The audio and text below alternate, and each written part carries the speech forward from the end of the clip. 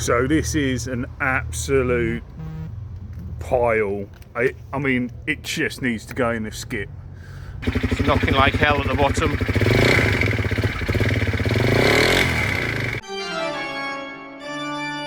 Mega sheds. He let me down. He just let a lot of people down. We were disappointed. Do you have a flag? Mega Shed Diaries, 16th December 25. This video you're going to see me taking the bike you've just seen. Pretty sick looking GSX-S125. This is the second of these that I've built now. Swapping the engine and getting it running. Mega Shed out. Thought I'd do a compression test on this probably knackered engine to try and work out what exactly is knackered on it. And that's the spark plug I took out. Pretty nasty.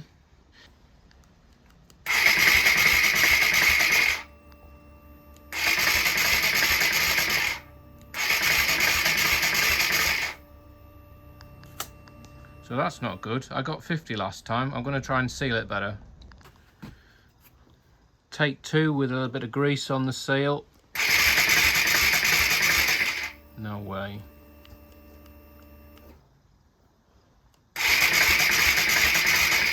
Can't be zero. And one more time. Nothing. I've been putting the spark plug back in and I've been tightening it up for ages and ages and it's stripped. It feels like it's tight and then it's loose again. That might be why I can't get compression. Yeah, it won't even start now. So that's not the reason that the engine was knocking out, but another thing is telling me that this engine is useless. So we're gonna have to try that one. So I've just taken the plug out of the new engine. Looks fairly clean down there. Plug looks okay. Decent colour. I think I'm going to try doing a compression test on this. It's not in the bike obviously, but I'm going to take the never tried this before. I'm going to take the that cover off and get a gun on there and spin the engine over and see if I've got compression. Just tried it again. Got 25 psi. This is on the knackered engine. I just tried to clean the thread out a little bit and get it tight as I could, but for most I've got 50. And comparing this, I mean, I'm not sure how good this gauge is, but on my Honda I get about 130. Remember to open the throttle this time, but I got about 70. That's the best I've got, and that's cranking it a lot. Well, it could. We don't know whether it's the threads for the spark plug or the piston rings, but it's not good. I've looked up you can get a repair kit for the spark plug threads for about a tenner, but I'm not going to bother with that until I get the engine apart. It might not even be worth it. I thought about it again. Thought I've got to start a motor and I've got a battery, so I tried it with the new engine, the one that's meant to be good, but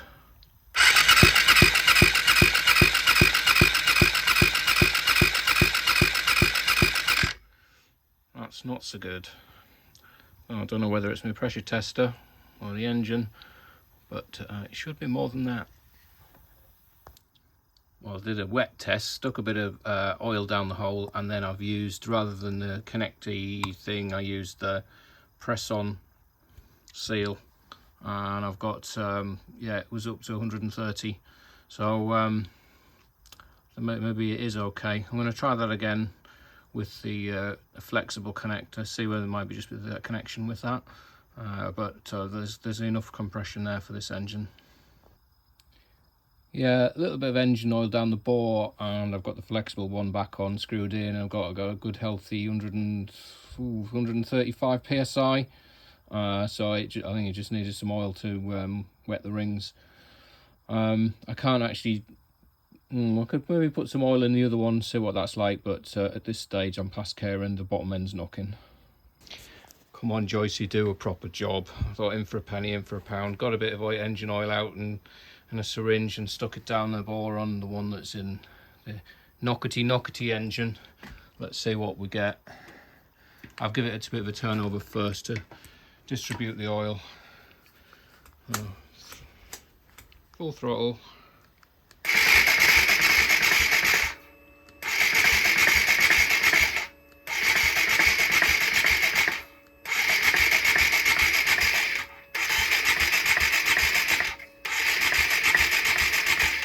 Yeah, I think that's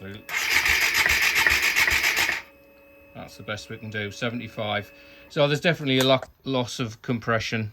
So you know, top end, bottom end, we don't know.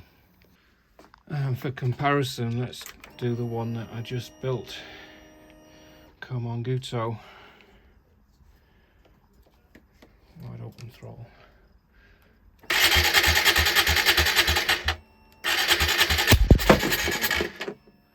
Oh, might have to do that again.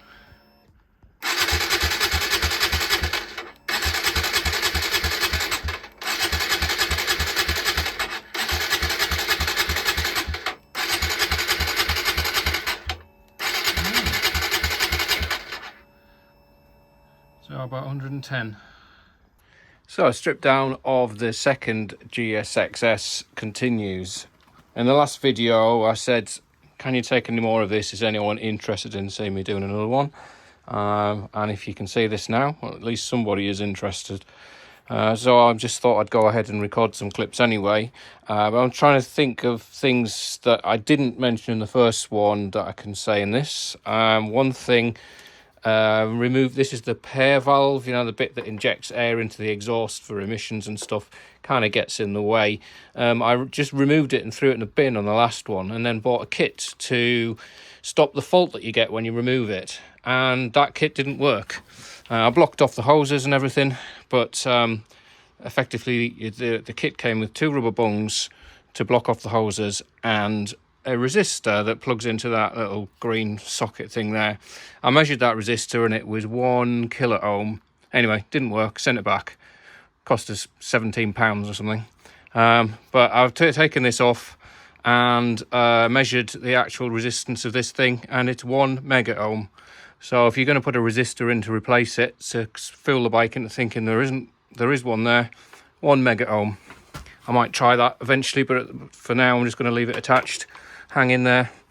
So I'm working to drop this engine out to then put the other one in just to check that it runs. And once I've got a running engine, I'm going to carry on stripping the rest of the bike, getting the frame stripped, etc. Frame isn't actually in as bad a condition. Exhaust is terrible. I've managed to pull all of the ABS braking system off. That sits in here. That's gonna get in the way of me getting the engine out. So all of that stuff's in there. As I was pulling it apart, I actually knocked the key on and it was flashing on and off. I found that that switch was just about to snap, and it was, so well, it has snapped now. So I've got a spade connector in that switch to fix. I'm pleased that I saw it, because that might have foxed me for a while if it didn't start on rebuild. I'm just going around disconnecting things that are connected to the engine. So, clutch cable, 2 wires off the starter, HT lead obviously. Now need to drain the radiator and disconnect the radiator hoses. Then what else have we got on this side? Oh, the exhaust. I expect that's another case of just chopping it off now, because I'll never get those bolts out. I've taken the O2 sensor out of the exhaust, and it came out so far and then it's just broken off. So those, hopefully I've got something to clean those threads out with, so I can reuse that, because they're quite expensive to replace. Swing arm's quite corroded, and I actually looked up the MOT, the last MOT it had last year, and that was one of the things that the only advisory it has, surprisingly. But it, you know, is rusted, but it seems sound, so hopefully I won't have to replace it, and I will just have it sandblasted and painted. The shock linkage, I tried to measure the sag of the suspension. I went front and rear before I took everything apart, and I just basically, it was solid. I only got about 8mm of movement, so I'm not even going to try taking that apart. I've just bought another one off eBay for less than 20 quid. Other thing I'm doing, I've taken a load more photographs than last time, and also the things that I know are, well, basically the ABS, anything I take off that is not going to have to be connected up again, I'm definitely labelling it so that I don't worry about having plugs that don't go anywhere. So put a few labels on what I've unplugged. I'm at the stage now I've disconnected just about everything from the engine to drop it out, apart from the exhaust. I might have a quick go, see if I can get those bolts out, but it's probably going to be a case of cutting them off. But a couple of things that I didn't mention last time on the build that I'm just doing now. Side stand switch is the only connector with the only green plastic connector.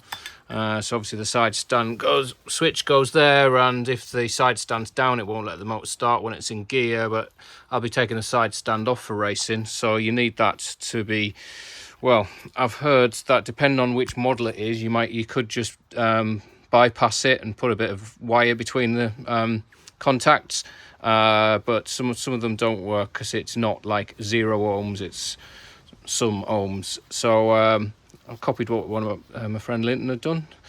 Just wrapped a load of cable ties to keep it shut, and then I'll just bolt it back on where it came from, or tuck it away up in the bike. Just an easy way of bypassing that. The other thing, the rear brake master cylinder, which would have been bolted in here. I'll go and grab it. Yeah, that's, yeah, would behind there. So that's always held on with a couple of the M5 bolts with a 4mm hex head, and they're both rounded when I tried to take them out, seized in. So what I had to do, got my hot glue gun out, got the MIG welder, just welded a big bolt onto the end of it. So I blobbed a bit of weld on first, then welded this bolt onto it, and that gives you something to turn against to get them out. Obviously they're knackered now, but you know, any M5, not actually looking at it, you know, it is M6, any M6 bolt is going to hold that on when I put it back together. Yeah, as I thought, I've just hammered a 12mm socket on there to break a bar, and they're just rounded straight off. There's not a chance in hell that those bolts are coming out as they are. But this is the engine that's probably dead. The one I'm putting in, it's already been removed, so I'll not worry about it now. I'm just going to cut the exhaust off and take it out. So here's the lambda sensor I took out. Didn't think I had a tap that was the right size, but it turns out it's the only tap that I bought once in a 1.5 inch side. It's a M8 by 1.25mm. I managed to clean the threads out on that, so it'll live another day. Oh, I'm just heading towards removing this engine and thinking I'm probably going to have to take the airbox off. Well, at least move it backwards so that I can separate it and put the other one back in. Thought I'd have a look at the air filter.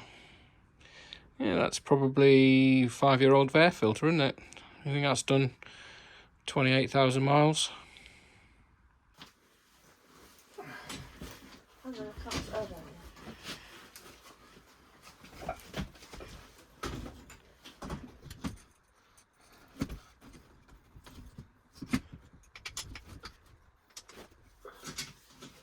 All right, higher, lower? In.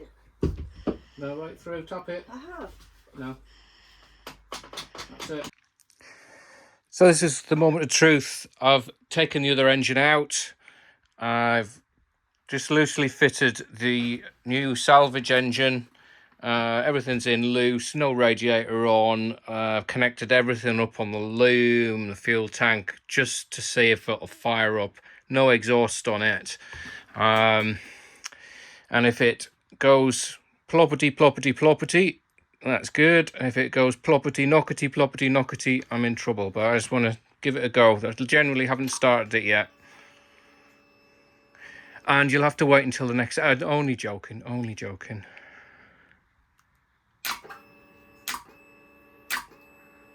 Nope.